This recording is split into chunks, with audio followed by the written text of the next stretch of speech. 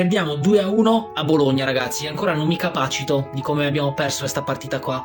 Due errori veramente grossolani di Radunovic ci condannano a uscire senza punti da Bologna. E dispiace perché il primo tempo era finito 1-0 per noi, avevamo anche giocato bene a livello difensivo, non avevamo mai sbagliato nulla, è l'unico tiro in porta fatto da Zito Luvumbo, l'uomo probabilmente più pericoloso nostro, abbiamo trovato il vantaggio. Per il resto comunque il Radunovic che nel primo tempo fa delle parate straordinarie, un Radunovic a doppia faccia, perché ripeto nel secondo tempo sui suoi due gravi errori che ci condannano alla sconfitta. Il primo gol di Zirkzee sul suo palo, un tiro, è vero che era un tiro forte, ma sul suo palo un portiere non può prendere gol. C'è il rigore di Ossovini, la palla che si stampa sulla traversa, e noi abbiamo anche le occasioni probabilmente per fare il secondo gol, perché Luvumbo è sempre un pericolo costante per la difesa del Bologna. Luvumbo che a volte si interstardisce, è troppo egoista, gioca un po' troppo da solo, ma è l'unico che crea scompiglio. C'è questo cross sulle mani, arriva in corsa, la palla che finisce alta. Shomurodov è ancora in un mondo tutto suo, ragazzi, e il Bologna poi prova a attaccare perché giustamente voleva i 3 punti. C'è un tiro di Zirkzee, anche un tiro se vogliamo facile, Radunovic la prende, la palla che doveva essere un intervento in 2 tempi, la palla che scivola dalle braccia, è attaccato, c'è Fabian che di punta la butta in rete, ragazzi. Un gol incredibile e perdiamo così. Dispiace tantissimo perché penso che almeno il punto ce lo meritavamo per quello che avevamo fatto, però è vero anche, ragazzi, che di contro troppo poco. Un tiro in porta,